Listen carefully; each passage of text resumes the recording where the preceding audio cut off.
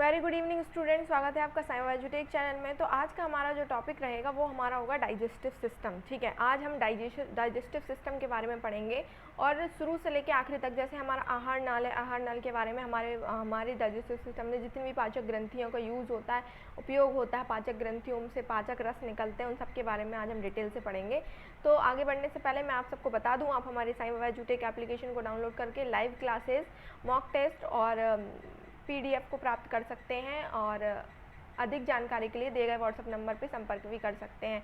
हमारे कोर्सेज से रिलेटेड जो भी आपके क्वारीज है इस नंबर पर संपर्क करके आप पूछ सकते हैं। ठीक है, और एप्लीकेशन का लिंक आपको वीडियो की डिस्क्रिप्शन में भी दिया गया है। तो चलिए बढ़ते हैं हम हमारे आज के टॉपिक की तरफ। तो हमारा आज का जो टॉपिक है वो है हमारा डाइजेस्टिव सिस्टम, यानी कि पाचन तंत्र। ठीक है, पाचन तंत्र यानी कि हम खाना जो भी खाते हैं, हम जो भी फूड लेते हैं, खाने को खाते हैं, वो हमारे माउथ में जाता है, माउथ से हमारे स्टमक में, स्टमक से हमारे स्मॉल इंटेस्टाइन में, लार्ज इंटेस्टाइन में और एनएस के थ्रू हमारे बॉडी से बाहर हो जाता है। ठीक है, तो ये हमारे जो बॉडी के अंदर हमारा खाना जो हमारे खाने का जो पाचन होता है, यानी कि जो डाइजेशन होता है, उस डाइजेशन को हम आज की क्लास में पढ़ेंगे। तो ठीक है, सबसे पहले हमें पता हो कि हमारा जो डाइजेशन होता है, ह्यूमन का जो डाइजेशन होता है वो क्या होता है, हमें क्या क्या चीज़ें डाइजेस्ट करनी होती है। जैसे हमें प्रोटीन का डाइजेशन करना होता है, स्टार्च का डाइजेशन करना होता है। ठीक है, तो ये जितने भी हमारे प्रोटीन्स होते हैं, न्यूट्रिशन होते हैं, उन सब का हमें पाचन करना होता है। और इसी पाचन करने के लिए जो हमारे बॉडी में एक सिस्टम बना हुआ है और उस सिस्टम को हम डाइजेस्टिव सिस्टम कहते हैं। ठीक है, अब क्या होता है कि हमारा जो डाइजेस्टिव सिस्टम है, हमारे पाचन तंत्र में जो हमारे फूड का जो पाचन होता है, हमारे फूड का जो डाइजेशन होता है, वो हमारे माउथ से ही स्टार्ट हो जाता है। ठीक है, आप लोग याद रखें कि हमारे माउथ में स्टार्च का डाइजेशन शुरू हो जाता है। स्टार्च को तोड़कर छोटे छोटे शुगर के कणों में विभक्त कर देते हैं। ठीक है, तो हम जैसे ही डाइजेस्टिव सिस्टम पढ़ेंगे, सबसे पहले हम डाइजेस्टिव सिस्टम के ऑर्गन्स के बारे में पढ़ेंगे कि कौन कौन से ऑर्गन्स होते हैं, उनके क्या क्या काम होते हैं, और हमारे जो हम डाइजेशन करते हैं, कौन कौन से एंजाइम हमारे डाइजेस्टिव सिस्टम में भाग लेते हैं। ठीक है, तो हम शुरू करते हैं हमारा पाचन तंत्र। तो पाचन तंत्र में सबसे पहले हमारे पाचन की 5 अवस्थाएं होती हैं, यानी 5 प्रोसेस होती हैं, जिनमें से सबसे पहला होता है इंजेशन। ठीक है, इंजेशन। अब इंजेशन का मतलब क्या होता है, इसको हिंदी में कहेंगे हम अंतर्ग्रहण। ठीक है, अंतर्ग्रहण यानी कि टेकिंग इन फूड, यानी कि फूड को हमारे बॉडी में लेना। ठीक है, खाना को खाना यानी कि टेकिंग इन फूड को लेना हमारे बकल कैविटी तक, यानी माउथ तक लाना, क्या होगा, इंजेशन कहलाएगा। इंजेशन के बाद आता है हमारा डाइजेशन यानी कि पाचन। तो पाचन में क्या होता है कि break down of complex food substance into smaller soluble food substance, यानी क्या करते हैं, ये जटिल कार्बनिक पदार्थों को सरल कार्बनिक पदार्थों में तोड़ने का काम करता है। क्या, पाचन जटिल कार्बनिक पदार्थ को सरल कार्बनिक पदार्थों में तोड़ने का काम करता है। ठीक है, ये सरल कार्बनिक पदार्थ जो होते हैं उसमें तोड़ने का काम करता है। तो ये हमारा हो जाता है पाचन की अवस्था में हमारी स्टार्टिंग शुरू होती है अंतर्ग्रहण से, यानी इंजेशन से। इंजेशन मीन्स हमने टेकिंग इन फूड को हमने लिया, कहाँ पे, हमने खाने को मुंह में रखा। अब मुंह में रखना, ये हमारा अंतर्ग्रहण हो गया। इसके बाद आता है हमारा डाइजेशन, कि खाना जब हमने मुंह में रखा तो उसे फिर हमारे बॉडी में, हमारे स्टमक तक आया। स्टमक में आने के बाद वो ब्रेक डाउन हुआ, कॉम्प्लेक्स फूड जो होते हैं उनके सब्सटेंस छोटे छोटे स्मॉलर सॉल्युबल फूड सब्सटेंस में चेंज होते हैं, यानी कि सरल कार्बनिक पदार्थों में चेंज करना डाइजेशन कहलाता है। इसके बाद आते हैं अब्जॉर्प्शन, यानी कि अवशोषण, इसको कहेंगे हम अवशोषण। ये होता है हमारा अवशोषण। तो अवशोषण क्या होता है कि हमारा जो फूड हमने डाइजेस्ट किया है, डाइजेस्टेड फूड जो है हमारा, वो अब्जॉर्ब्ड इनटू बॉडी सेल्स, यानी हमारी कोशिका, हमारे शरीर की जो कोशिकाएं हैं, हमारे शरीर की जो कोशिकाएं होती हैं, वो उसको अब्जॉर्ब कर लेती हैं, यानी अवशोषित कर लेती हैं। क्यों कर लेती हैं, क्योंकि हमारे फूड से जो एनर्जी मिलती है, वो एनर्जी हमें किसको चाहिए होती है, हमारे बॉडी की सेल्स को। तभी तो हमारी बॉडी अच्छे से काम कर पाएगी। तभी हम कहते हैं कि हमें कुछ भी काम करने के लिए एनर्जी की ज़रूरत होती है, और एनर्जी हमें किससे मिलती है, फूड से मिलती है। ठीक है, इसके बाद आएंगे एसिमिलेशन को हिंदी में कहेंगे हम स्वांगीकरण। ठीक है, स्वांगीकरण का मतलब होता है अब्जॉर्ब्ड फूड जो हमारा होता है, इसको एनर्जी के फॉर्म में प्रोवाइड करके नया प्रोटोप्लाज्म बनाया जाए, ठीक है, प्रोटोप्लाज्म तक पहुंचाया जाए। जैसे आप लोगों को मैंने बताया था सेल चैप्टर में कि हमारा जो सेल होता है, सेल में न्यूक्लियस होता है, इस न्यूक्लियस के अंदर जो लिक्विड होता है उसको न्यूक्लियोप्लाज्म कहते हैं, उसको न्यूक्लियोप्लाज्म कहेंगे, और जो सेल के अंदर लिक्विड होता है उसको साइटोप्लाज्म कहेंगे, ठीक है, साइटोप्लाज्म कहेंगे। लेकिन जब न्यूक्लियोप्लाज्म और साइटोप्लाज्म दोनों इकट्ठे हो जाते हैं तब इन दोनों को हम क्या कहेंगे, प्रोटोप्लाज्म, ठीक है, प्रोटोप्लाज्म। अब प्रोटोप्लाज्म अगर हम इसे कहेंगे तो हमारी जितनी भी सेल्स हैं, सारी सेल्स को एनर्जी चाहिए और एनर्जी न्यूट्रिशन से मिलते हैं। तो न्यूट्रिशन क्या होता है, न्यूट्रिशन हमें किससे, जो हमारा जितना भी न्यूट्रिशन होगा वो एसिमिलेशन की क्रिया से, यानी एसिमिलेशन की प्रोसेस से हमारे प्रोटोप्लाज्म में पहुंच जाएगा, ठीक है, और ये हमारा नया प्रोटोप्लाज्म में जितने भी मिनरल्स हैं सारे के सारे इसमें पहुंचा देगा, ठीक है। और इजेशन क्या होता है, एक होता है इंजेशन यानी कि लेना, और मतलब फूड को खाने को खाना, यानी कि खाने को हमारे बॉडी के अंदर लेना, टेक करना, ठीक है, और इजेशन यानी रिमूव करना, रिमूवल ऑफ अनडाइजेस्टेड फूड, यानी कि अनडाइजेस्ट फूड जो अपाचक फूड होता है उसको हमें हमारी बॉडी से रिमूव करना इजेशन कहलाता है, ठीक है। तो ये हमारे पाचन की 5 अवस्थाएं थी, जिसमें से हमारा सबसे पहली जो आती है वो होती है इजेशन, यानी कि अंतर्ग्रहण। तो अंतर्ग्रहण की जो प्रोसेस होती है वो हम पढ़ेंगे कि हमने टेकिंग इन फूड लिया, उसके बाद हमारा डाइजेशन हुआ, डाइजेशन के बाद अब्जॉर्प्शन भी हुआ, यानी कि हमने फूड का मतलब क्या होता है कि एक जो पूरी की पूरी जो प्रोसेस होती है वो शुरू से बताती हूँ आपको।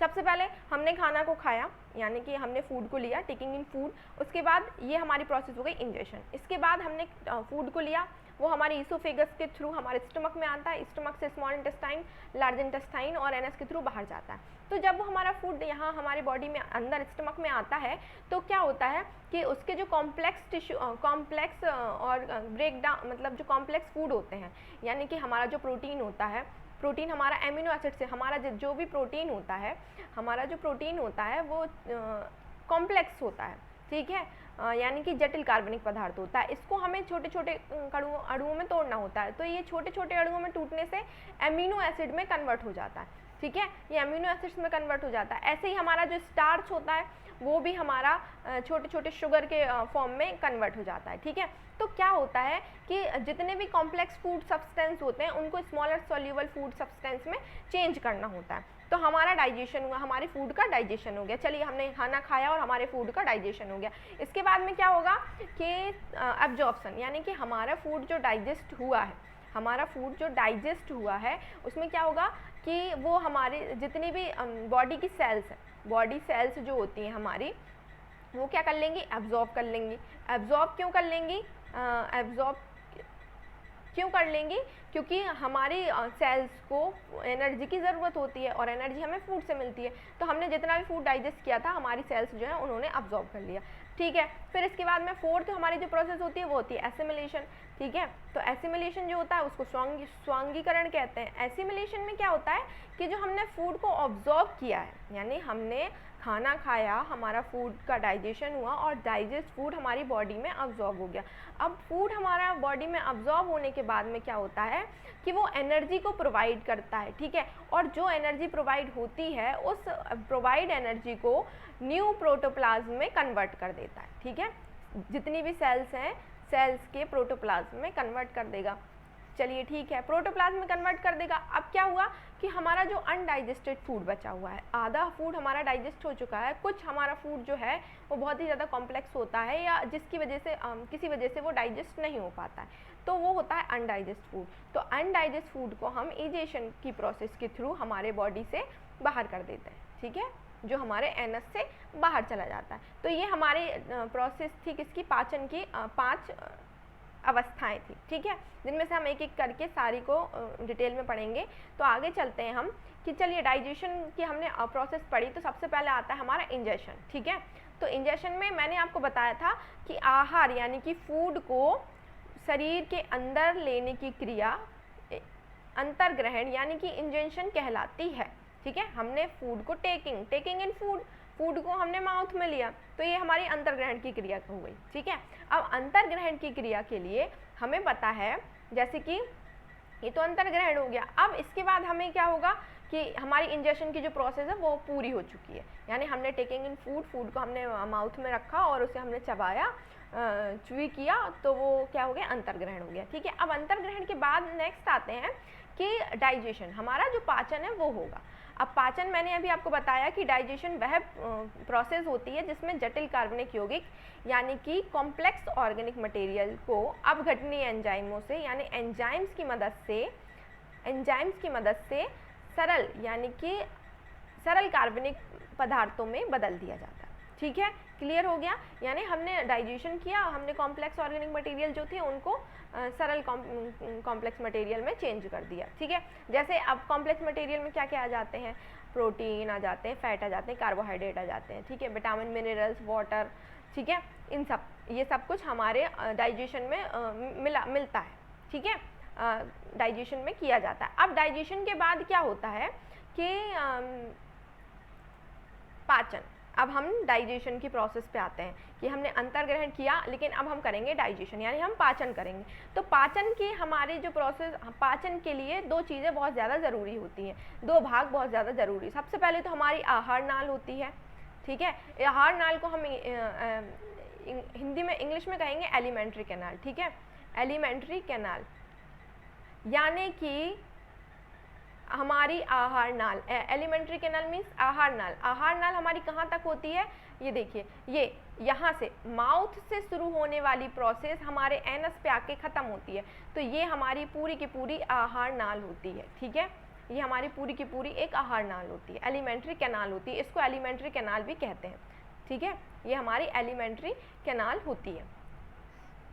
ये डाइजेशन में बहुत इम्पॉर्टेंट भाग होता है, क्योंकि पूरा का पूरा जो डाइजेशन होता है वो किस में होता है, आहार नाल में होता है। ठीक है, अब आहार नाल के बाद सेकंड आते हैं पाचक ग्रंथि यानी कि डाइजेस्टिव ग्लैंड्स।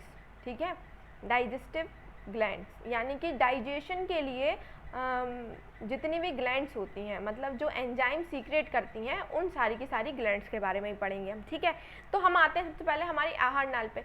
तो आहार नाल हमारी जो है वो बहुत सारे अंगों से मिलकर बनी हुई होती है, यानी बहुत सारे अंगों मीन्स बहुत सारे ऑर्गन से मिलकर बनी होती है। अब इनमें से कौन कौन से जो ऑर्गन्स होते हैं वो हमारे जो डाइजेस्टिव सिस्टम में आहार नाल में पाए जाते हैं वो आते हैं। ठीक है, तो सबसे पहले हमारा आता है मुख गुहा, हमारा माउथ। ठीक है, फिर आता है ग्रसनी, फिर ग्रशिका, फिर stomach, small intestine, large intestine और रेक्टम एंड एनस यानी मलाशय और मलद्वार।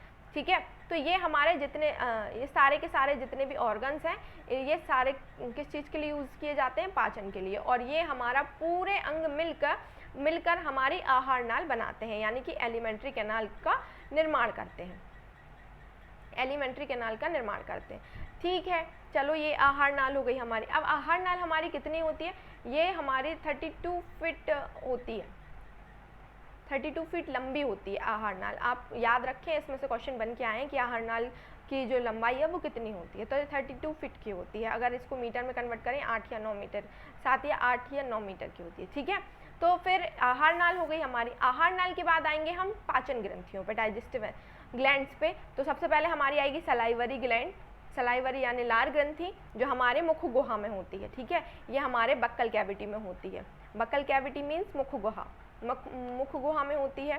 फिर इसके बाद आते हैं यकृत। तो यकृत हमारा जो होता है वो होता है लीवर, और ये हमारे स्टमक के साइड में होती है, यानी स्टमक जहाँ होता है स्टमक के राइट साइड में होती है। ठीक है, स्टमक के राइट साइड में होती है। गॉल ब्लैडर जो होता है वो हमारे लीवर के पास होता है, ये हमारे गॉल ब्लैडर यानी पित्ताशय, ये हमारे लीवर के पास होता है। पैनक्रियाज हमारे स्टमक के नीचे पाया जाता है, स्टमक के नीचे पाया जाता है।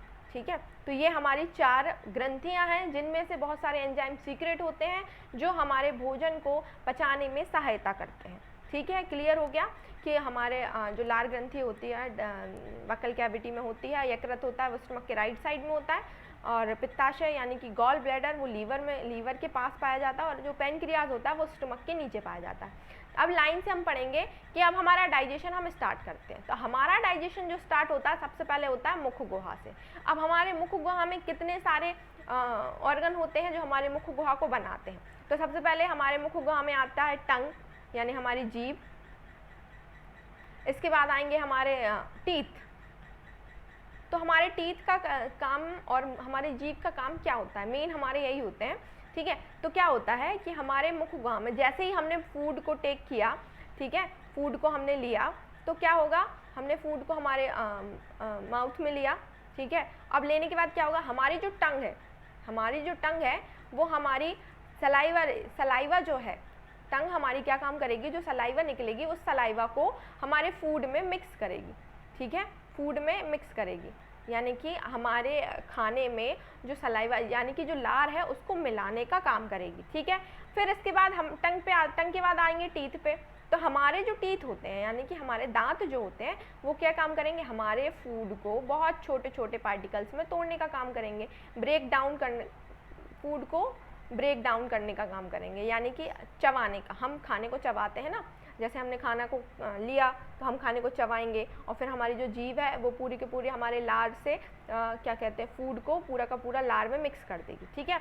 तो क्या होगा, अब जब जैसे ही फूड को लार में मिक्स किया, यानी फूड को सलाइवा में मिक्स किया, वैसे ही क्या होता है कि हमारे जो फूड में स्टार्च होता है, ठीक है, स्टार्च जो होता है वो छोटे छोटे कॉम्प्लेक्स टिश्यू में छोटे छोटे कॉम्प्लेक्स जो कंपाउंड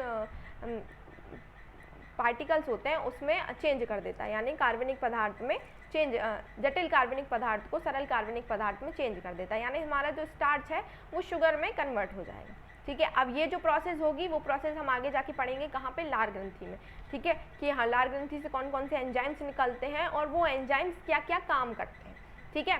तो ये हमारा माउथ था। तो माउथ में हमारे इंपॉर्टेंट था टंग में हमारी स्वाद ग्रंथियाँ पाई जाती हैं, ठीक है, टंग में स्वाद ग्रंथि होती है जो हमारे स्वाद को पहचानने का काम करती है, ठीक है। और टीथ जो हमारे होते हैं वो चबाने का काम करते हैं। तो टीथ के ऊपर से बहुत सारे क्वेश्चंस हैं। तो मुख गुहा में हमारा मेन जो ऑर्गन होता है, मेन जो पार्ट होता है वो होता है हमारा टीथ। तो टीथ के बारे में पढ़ते हैं हम कि हमारे टीथ या टूथ जो दांत होते हैं वो कितने प्रकार के होते हैं और हम मनुष्य में दांत कितनी बार आते हैं, क्योंकि इससे रिलेटेड बहुत सारे क्वेश्चन पूछे गए हैं, ठीक है। तो आते हैं हम दांत पे, यानी कि हमारे टूथ। सबसे पहले हमें पता हो कि मनुष्य के शरीर में दो प्रकार के दांत होते हैं, मोनोफायोडेंट और डाइफायोडेंट। अब मोनोफायोडेंट जो इस प्रकार के दांत वो होते हैं जो जीवन में सिर्फ एक बार ही निकलते हैं, ठीक है। तो कितने दांत निकलते हैं, मनुष्य में सिर्फ 12 दांत ऐसे हैं जो जीवन में सिर्फ एक बार ही निकलते हैं, ठीक है। और हमारा जो सबसे पहले जो दांत है वो क्या होता है कि 2 बार निकलते हैं, ठीक है। हमें पता है कि एक होते हैं दूध के दांत और एक होते हैं परमानेंट दांत, ठीक है। तो जो दूध के दांत होते हैं वो 20 होते हैं, जिनमें से 12 दांत ऐसे होते हैं जो टूटते नहीं हैं, ठीक है। और जो बचे हुए दांत होते हैं वो टूट जाते हैं, और वो आने के बाद में जो परमानेंट दांत आते हैं वो आते हैं हमारे दोनों 16 ऊपर आते हैं, 16 ऊपर आते हैं, टोटल मिला के 32 हो जाते हैं, ठीक है। तो मनुष्य में दांत 32 आते हैं, ठीक है। लेकिन जब वो छोटे होते हैं यानी दूध के दांत जो होते हैं वो 20 होते हैं। मनुष्य के शरीर में दूध के दांत जो होते हैं वो कितने होते हैं, 20 होते हैं।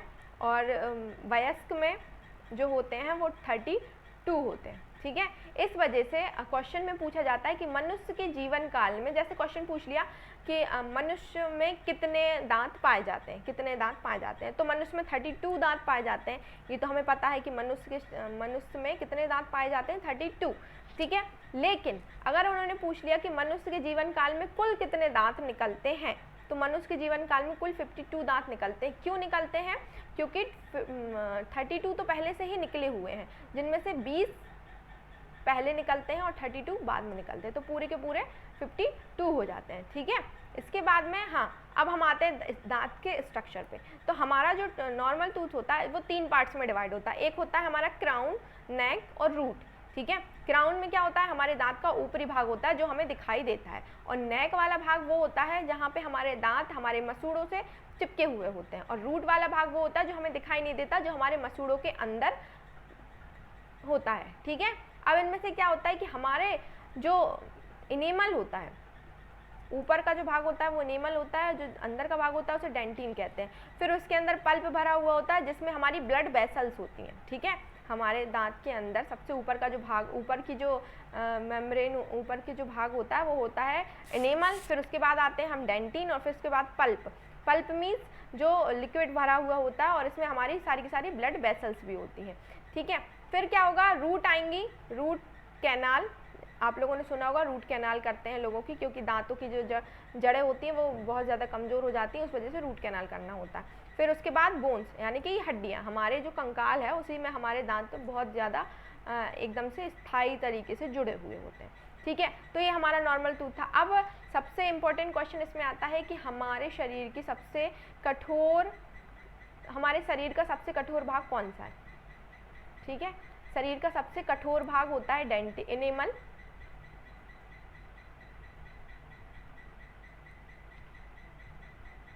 ठीक है। इसके बाद नेक्स्ट सबसे कठोर भाग होता है एनेमल।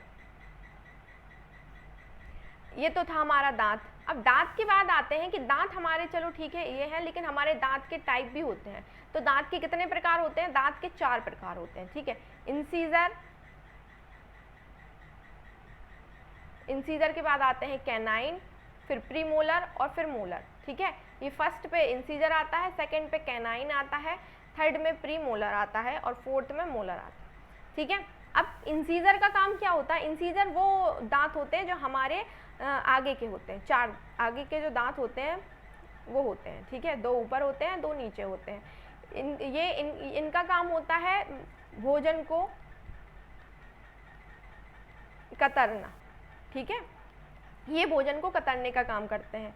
कैनाइन जो होते हैं ये भी भोजन को कतरने का काम करते हैं, ठीक है। लेकिन शाकाहारी जो होते हैं उनमें कैनाइन नॉर्मल होते हैं, लेकिन जो मांसाहारी जानवर होते हैं उनमें कैनाइन बहुत ज़्यादा मतलब नॉर्मल से लार्ज, मतलब बड़े हो पाए जाते हैं। क्यों पाए जाते हैं, क्योंकि ये इन्हीं दांतों से अपने शिकारी को काटता है या उसका मांस को, उसके मांस को कतरने का काम करता है, ठीक है। फिर उसके बाद आते हैं प्रीमोलर, यानी कि मोलर से आने वाला पहला।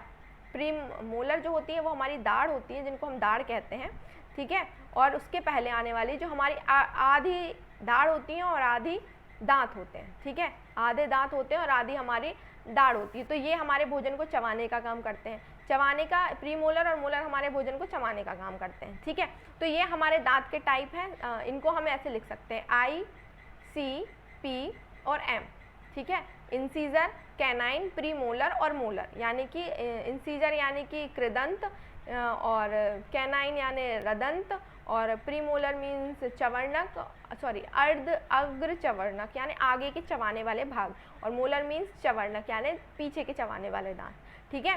तो ये थे हमारे 4 प्रकार के दांत, यानी दांतों के 4 प्रकार होते हैं। कौन कौन से होते हैं, इंसीजर, कैनाइन, प्रीमोलर और मोलर, ठीक है। अब इसमें क्या होता है कि जो ह्यूमंस, मानव में अलग अलग होते हैं, और मतलब सारे जानवरों में उनकी बॉडी के हिसाब से दांतों के प्रकार जो होते 4 ही हैं, लेकिन अलग अलग होते हैं, यानी कि संख्या जो होती है वो चेंज होती रहती है, ठीक है। तो ये हमारे दांत के प्रकार थे। अब इसमें आते हैं कि हम मानव में कितने प्रकार के दांत होते हैं। मानव 2 प्रकार के होते हैं। पहले होते हैं टेम्परेरी टीथ, और एक होते हैं परमानेंट, ठीक है। ये हमारे परमानेंट है। टेम्परेरी टीथ में क्या होगा कि सबसे पहले 20 कुल दांत पाए जाते हैं, यानी कि दूध के दांत जो होते हैं वो कितने होते हैं, सिर्फ 20 होते हैं, ठीक है। अब 20 में से भी उनके इंसीजर के दांत कितने होते हैं। अब इंसीजर के दांत तो कितने होंगे उनके, 4 ऊपर के होंगे, ठीक है, और 4 नीचे के होंगे, ठीक है। यानी कि टोटल मिला के 8 इंसीजर होंगे। कैनाइन 2 ऊपर होंगे, 2 नीचे होंगे, यानी कि 4। प्रीमोलर 2 ऊपर होंगे और 2 नीचे होंगे, यानी कि 4। और मोलर जो होंगे वो कितने होंगे, 2 ऊपर होंगे, 2 नीचे होंगे, बराबर में 4। कितने हुए, पूरे के पूरे हमारे टोटल जो हो गए वो हो गए हमारे 20 टीथ हो गए, ठीक है। लेकिन क्या होता है, अब जैसे कि हमें कैसे पता इंसीजर इतने हैं, कैनाइन इतने हैं, प्रीमोलर इतने हैं और मोलर इतने हैं। इसमें क्या होता है कि जैसे आगे के ये 4 दांत हैं, ये इंसीजर है, ठीक है। फिर ये 2 कैनाइन, फिर ये 2 प्रीमोलर और फिर ये मोलर। ऐसे ही ये 4 इंसीजर, कैनाइन, प्रीमोलर और मोलर, ठीक है। तो ये होते हैं टेम्परेरी टीथ, यानी कि दूध के दांत होते हैं जो बच्चों में पाए जाते हैं, ठीक है। इसके क्योंकि ये 12 से 14 साल में 12 से 14 साल की उम्र के बच्चों में, या 8 से 10 साल की उम्र के बच्चों, 10 से 12 साल की उम्र के बच्चों में भी ये टूटने लगते हैं। ठीक है, इनके टूटने की ये 10 से 12 साल में टूटने लगते हैं, 12 से 14 साल में टूटने लगते हैं। फिर इसके बाद चलिए, ये तो ठीक, ये तो है हमारे दूध के दांत मानव के। इसके बाद आएंगे कि हम परमानेंट दांत। परमानेंट में क्या होता है कि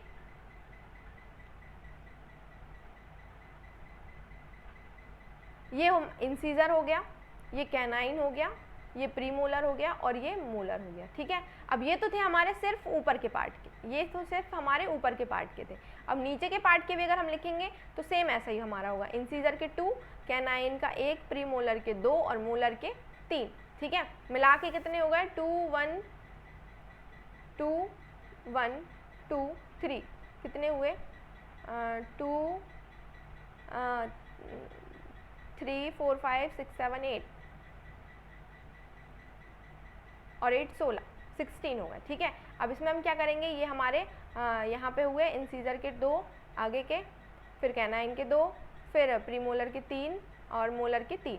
ठीक है, तो ऐसे ही हमने क्या किया कि ह्यूमन टीथ जो हैं उसके बारे में करा। तो इनका क्या होगा, एक हमारा दांत का सूत्र बनता है, दंत सूत्र बोलते हैं इसको, या दांत सूत्र भी बोल सकते हैं।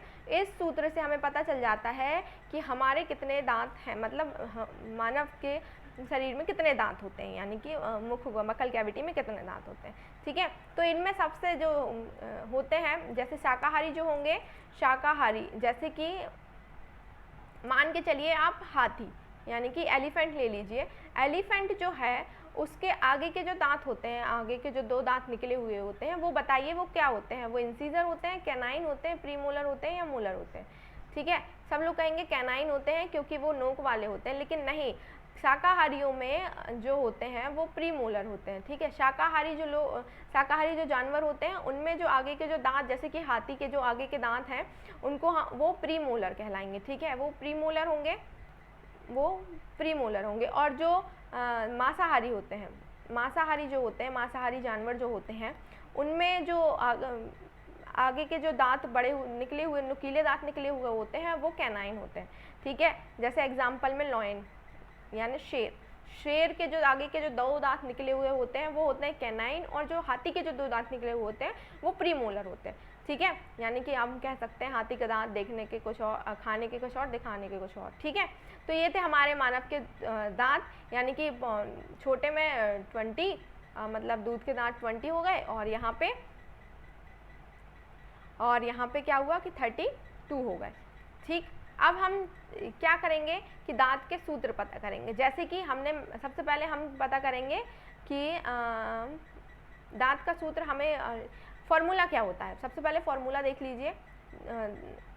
फॉर्मूला होता है हमारा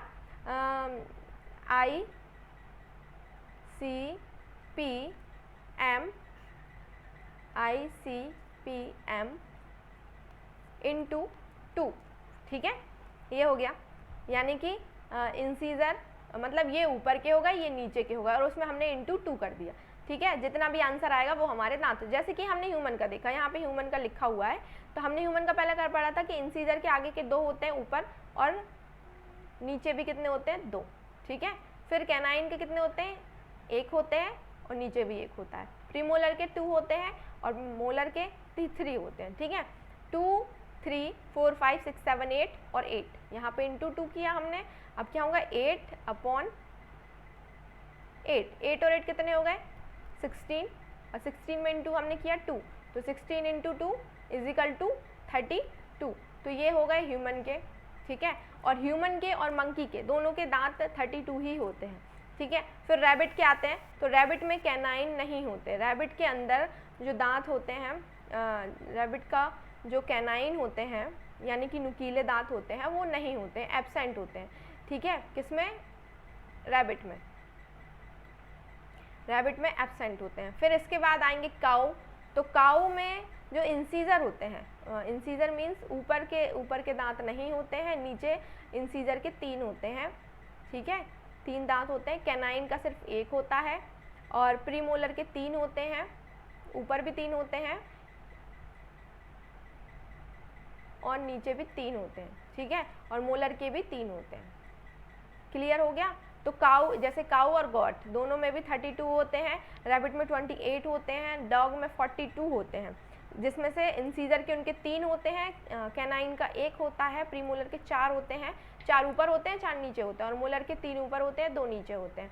तो इनका फॉर्मूला ये हो गया 3142 3143 इंटू 2, तो पूरे टोटल 42। रैट में इंसीजर के होते हैं, कैनाइन के नहीं होते, प्रीमोलर भी नहीं होते, और मोलर के 3 होते हैं।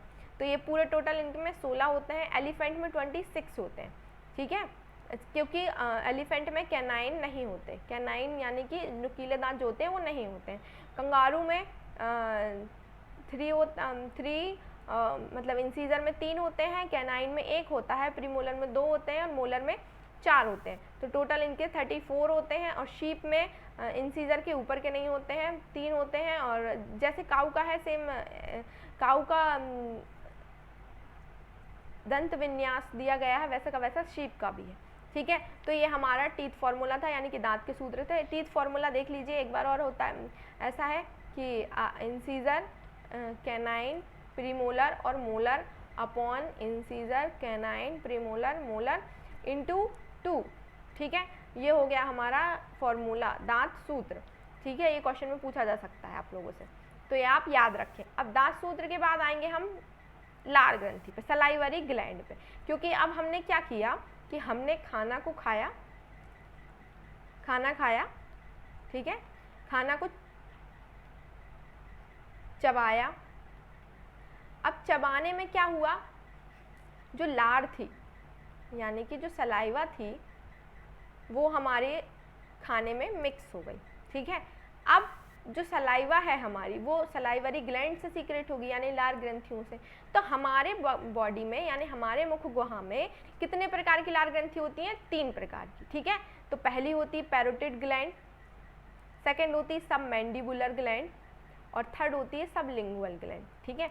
एक क्वेश्चन और है कि दांत सूत्र, दांत में यानी कि हम फ्लोरीन की मात्रा जब ज़्यादा ले लेते हैं तो हमारे दांतों में दांतों की डिसीज़ हो जाती है, ठीक है। यानी हमारे दांतों को जो नुकसान पहुंचाते हैं, दांतों को फ्लोरीन नुकसान पहुंचाता है, फ्लोरीन या फ्लोराइन, ठीक है।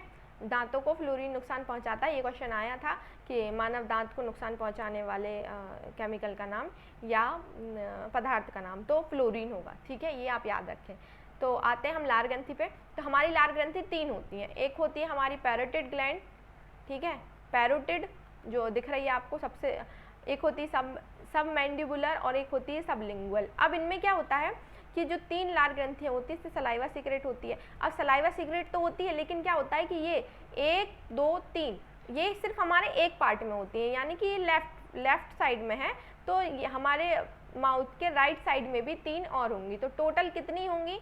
टोटल जो लार ग्रंथि होती है वो 6 होती हैं, यानी कि 2 पैरोटिड होती हैं, 2 सबमैंडिबुलर होती हैं और 2 सबलिंगुअल ग्लैंड होती हैं, ठीक है। तो इसमें क्या हुआ कि ये जो ग्लैंड है तो ये ठीक है, ये 6 प्रकार की होती है। अब इसमें से एंजाइम्स जो सीक्रेट होते हैं उनका काम क्या होता है? सबसे पहले मैंने आपको बताया था कि स्टार्च को डाइजेस्ट करते हैं, ठीक है। हम मतलब हमने जैसे ही खाना को खाया वैसे ही हमारे माउथ में ही हमारे स्टार्च का डाइजेशन होने लगता है। किसके थ्रू? लार की मदद से, ठीक है।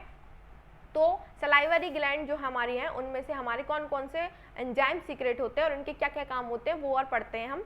जैसे कि लार ग्रंथि में एंजाइम कौन कौन से पाए जाते हैं। तो लार ग्रंथि में सबसे पहला टाइलिन होता है और डाइस्टेज होता है, और लाइसोजाइम होता है और म्यूलिन होता है। अब टाइलिन और डाइस्टेज जो होते हैं वो तो हमारे स्टार्च का पाचन करते हैं, स्टार्च का पाचन करते हैं। स्टार्च को हिंदी में बोलते हैं मंड, यानी कि स्टार्च का पाचन करते हैं, ठीक है। फिर इसके बाद क्या होता है कि ये जो स्टार्च के बड़े बड़े मॉलिक्यूल्स होते हैं उनको कंपाउंड होते हैं, उनको छोटे छोटे पार्ट्स में डिवाइड कर देता है, यानी कि ये इतने बड़े बड़े पार्ट्स होते हैं उनको बहुत ज़्यादा छोटे छोटे पार्ट्स में यानी शुगर के फॉर्म में कन्वर्ट कर देता है, ठीक है, शुगर में कन्वर्ट कर देता है। फिर इसके बाद आते हैं लाइसोजाइम, तो ये जीवाणुओं को नष्ट करने का काम करता है, ठीक है। अब क्या होता है कि हमारी बॉडी में कहीं से भी हमने सांस लिया, हवा के थ्रू बहुत सारे बैक्टीरिया वायरस होते हैं वो हमारे माउथ में यानी कि हमारे मसल कैविटी में बहुत मतलब आ जाते हैं। तो उनको ख़त्म करने के लिए हमारे बॉडी में, हमारी लार ग्रंथि में लाइसोजाइम जो एंजाइम है वो पाया जाता है जो हमारे मुख में आने वाले जीवाणुओं को नष्ट करने का काम करता है, जीवाणुओं को नष्ट करने का काम करता है। ठीक है, तो क्या हुआ कि ये हमारे जीवाणुओं को नष्ट करने का काम करेगा, ये स्टार्च का पाचन का काम करेगा। और जो म्यूलिन होगा, म्यूलिन एंजाइम जो होगा वो जैसे इसने जीवाणुओं को नष्ट काम करने का दिया और ये पदार्थ को चिपचिपा बनाने का काम, यानी कि फूड जो होगा, फूड को चिपचिपा बनाने का काम करेगा। क्यों काम करेगा? क्योंकि ये जब तक हमारा फूड चिपचिपा नहीं होगा तो वो हमारी जो ईसोफेगस की जो फूड पाइप है, उस फूड पाइप में हमारा फूड नीचे तक कैसे आएगा। ठीक है, तो इस वजह से हमारा जो म्यूलिन है वो फूड को चिपचिपा बनाने में मदद करेगा। ठीक है, तो ये था हमारा लार ग्रंथि में 4 एंजाइम होते हैं, टाइलिन, डायस्टेज, लाइसोजाइम और म्यूलिन।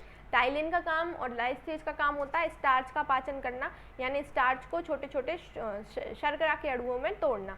ठीक है, ये स्टार्च को किस में कन्वर्ट कर देता है? शर्करा में कन्वर्ट कर देता है। ठीक है, स्टार्च को शर्करा में कन्वर्ट कर देगा। फिर इसके बाद लाइसोजाइम जो होगा वो जीवाणुओं को नष्ट करने का काम करेगा और म्यूलिन जो होगा वो हमारे फूड को चिपचिपा बनाने का काम करेगा। ठीक है, तो इसमें क्या होता है कि जैसे ही उसने और हमारे जो लार ग्रंथि है इसमें से यानी कि एक दिन में 1.5 लीटर लार स्त्रावित होती है। ठीक है, 1.5 लीटर लार स्त्रावित होती है। ठीक है, तो ये हमारे लार ग्रंथि में पाए जाने वाले एंजाइम्स थे, जिनमें से पहला था टाइलिन, डायस्टेज और लाइसोजाइम और म्यूलिन। ठीक है, इसके बाद क्या होगा कि जो लार ग्रंथि में हमने क्या किया, खाना को टेक किया, खाना खाया, हमने उसको टीथ से चबाया और उसमें हमने लार को मिक्स किया, यानी सलाइवा को मिक्स किया। और सलाइवा मिक्स करने के बाद क्या होगा कि उसमें जो एंजाइम्स है वो अपना काम करने लगेंगे और फिर अब क्या होगा, हमारा खाना हमने चबा लिया, अब वो खाना हमारा आएगा सीधे हमारे पेट में। तो हमारे खाने को यानी कि मुख से अमाशय तक जोड़ने वाली जो नाल है, नाल मीन्स नली है, जो नाल होती है उसको हम कहते हैं ईसोफेगस। ठीक है, वो ग्रसिका कहलाती है। इसको हम ग्रास नली भी कह सकते हैं, इसको ग्रास नली भी कहते हैं। ठीक है, अब क्या होता है कि मैंने आपको बताया कि मुख गुहा यानी कि मुख से लेके हमारे स्टमक तक की जो नली होती है ये होती है हमारी ग्रसिका यानी ईसोफेगस। अब ईसोफेगस में क्या होता है कि ये कृमानुकुंचन गति करती है। ठीक है, कृमानुकुंचन यानी कि हम खाना कितने ही जल्दी क्यों ना खाएं, लेकिन हमारा खाना अचानक से हमारे बॉडी में, हमारे अमाशय में, स्टमक में नहीं पहुंचता है। हमारा खाना बहुत धीरे धीरे एक टुकड़ा जो होता है वो हमारे बॉडी में, हमारे स्टमक में पहुंचता है। ठीक है, तो ये हमने क्या किया कि स्टमक ईसोफेगस तक हम आ चुके हैं, हमने पाचन किया, पाचन करने के बाद हम ईसोफेगस तक आए। अब ईसोफेगस में आने के बाद हम क्या करेंगे, स्टमक पे आएंगे। ठीक है, स्टमक पे यानी कि अमाशय में। अब अमाशय में आने के बाद हम देखेंगे कि क्या होगा कि ये है हमारा स्टमक में सबसे पहले 4 दीवार होती हैं। एक होती है म्यूकोशा, एक सब म्यूकोशा, एक मसल लेयर और एक सेरोसा। ठीक है, यानी कि हमारे स्टमक की जो वॉल्स होती हैं वो 4 होती हैं। अब क्या हुआ, हमारा ईसोफेगस यहाँ से खाना लेकर आया, यहाँ पे हमारे खाने को ले आया। अब स्टमक में सबसे पहले हमें पता हो कि HCl हाइड्रोक्लोरिक एसिड पाया जाता है। ठीक है, ये क्वेश्चन आप लोगों का इसी साल MPPSC के एग्ज़ाम में पूछा गया है कि हाइड्रोक्लोरिक एसिड जो है वो हमारे शरीर के किस अंग से स्रावित होता है। तो इसका जो आंसर होगा वो होगा हमारा अमाशय यानी कि स्टमक से ही हाइड्रोक्लोरिक एसिड स्रावित होता है। क्यों होता है?